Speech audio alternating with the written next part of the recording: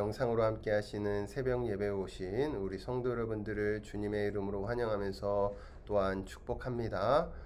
오늘 함께 나누실 말씀은 민수기서 7장 1절부터 11절까지 말씀입니다.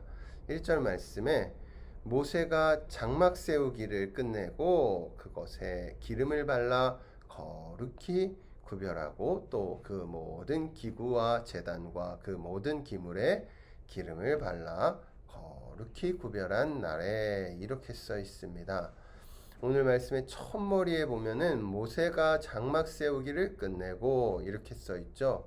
드디어 성막이 완성되었음을 알려줍니다. 성막이 완성되고 모세는 성막에 기름을 부어 거룩하게 합니다.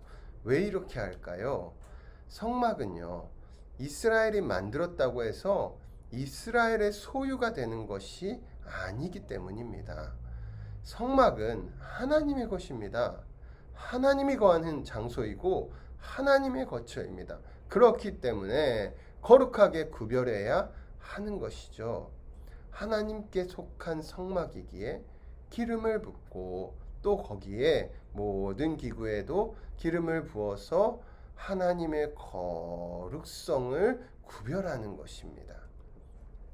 우리 하나님은 거룩하신 분입니다. 거룩은 공유적 속성입니다. 이 거룩하신 하나님이 우리 안에 계십니다. 그리고 우리와 함께 하신다 약속하셨습니다. 성막이 이스라엘 안에 있고 이스라엘은 성막을 중심으로 움직입니다. 이것이 거룩의 하나의 모형이 됩니다. 주님이 거룩하시니 우리도 주 안에서 거룩해야 하는 것입니다. 주님 안에 있을 때 거룩이 공유됩니다. 우리가 자주 사용하는 말 중에서 성령의 기름을 부어주시옵소서라는 말이 있습니다. 이 문장을 오늘 말씀에 연결시켜서 보면은 그 의미를 쉽게 이해할 수 있습니다.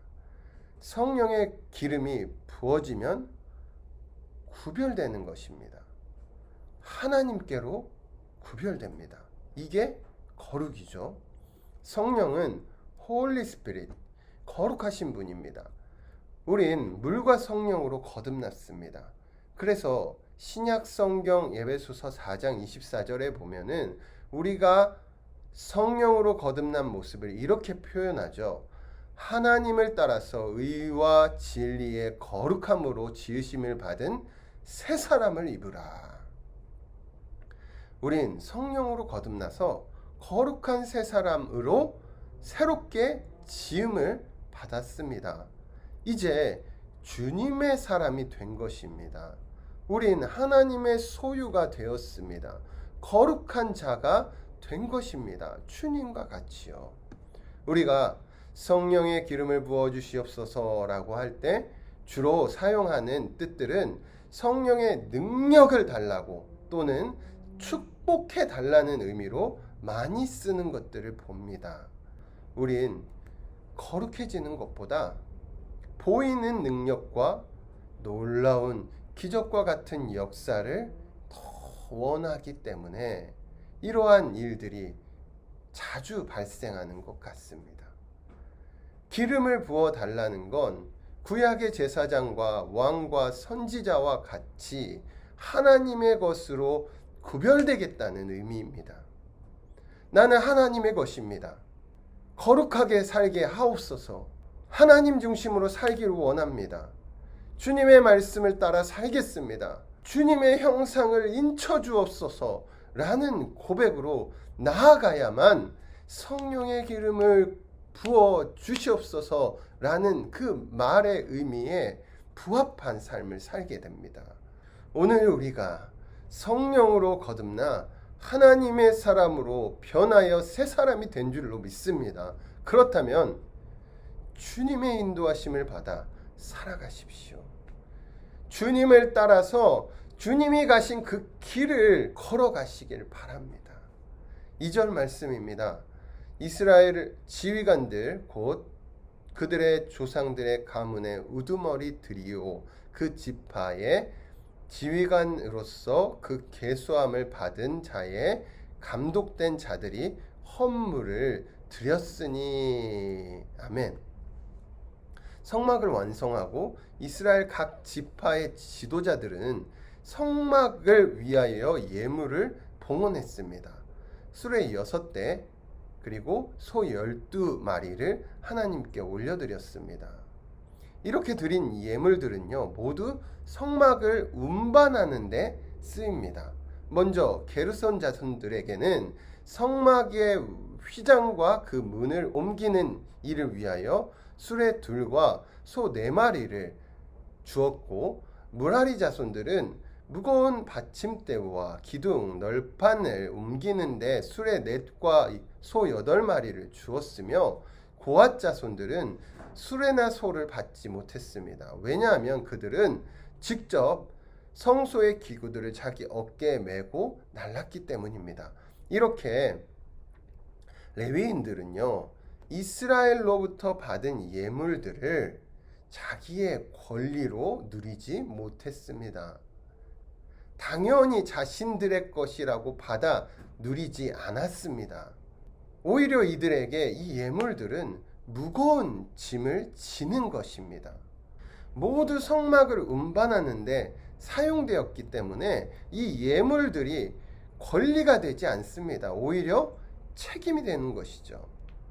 이 책임은 먼저 된 자로서 마땅히 가져야 하는 것입니다. 레위인과 같이, 제사장들과 같이 구별되어서 주님께 드려지는 마다들, 먼저 된 자들, 앞장서 가는 리더들은 누구보다 먼저 헌신되어서 하나님께 드려져야 합니다. 마다들이 되신 예수 그리스도처럼 하나님께 먼저 희생하고 헌신하고 하나님 앞에 구별되어서 드려지는 것입니다. 10절 말씀입니다. 제단에 기름을 바르던 날에 지휘관들이 제단의 봉헌을 위하여 헌물을 가져다가 그 헌물을 제단 앞에 드리니라. 그러므로 이렇게 이스라엘의 리더들, 지도자들과 같이 교회 리더들은 주님의 사람이 어떻게 살아야 할지를 공동체의 지체들에게 먼저 보여줘야 하는 자리에 있는 것입니다. 누구보다 높아져서 권력을 행사하고 횡포를 저지르는 것이 아니라 누구보다 낮아져서 먼저 하나님께 드려지는 것이죠.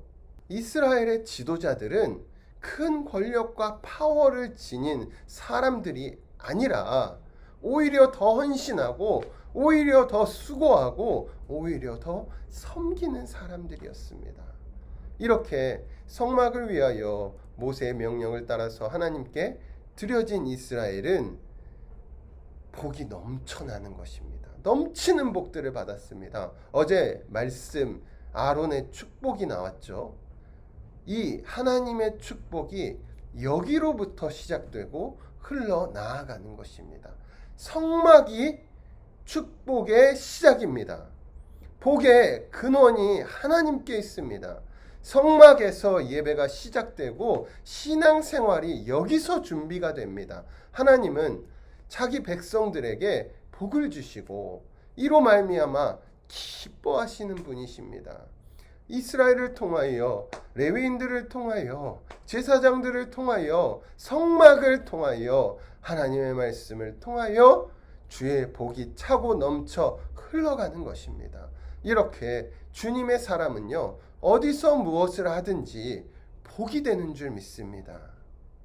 우리는 모두 복된 사람들입니다. 주님의 것은 복됩니다. 주님께 속한 모든 것은 복됩니다. 거룩하면 복된 것입니다. 이스라엘의 중심에 성막이 있습니다. 우리의 중심에도 하나님이 계십니다.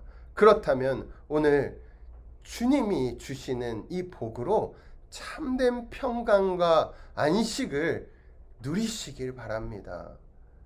이건 세상이 줄 수 없는 평화이며 세상이 흉내낼 수 없는 평강이고 세상이 꿈도 꾸지 못하는 안식입니다. 수고하고 무거운 짐진 자들아 다 내게로 오라. 내가 너희를 쉬게 하리라. 주님이 말씀하셨습니다. 주님께 가까이, 더욱더 가까이 나아가십시오. 그래서 주님으로부터 오는 만복을 누리며 살아가시길 바랍니다. 오늘도 주신 말씀을 기억하시면서 그렇게 하나님 중심으로 하나님 안에서 하나님과 함께 동행하는 우리 모두가 되시길 주의 이름으로 축원합니다. 함께 기도하시겠습니다. 하나님, 오늘도 주님이 우리의 복의 근원이 되어 주심을 믿습니다. 하나님과 함께함이 이 세상 그 무엇과도 비교가 되지 않는 참 복인 줄로 믿습니다.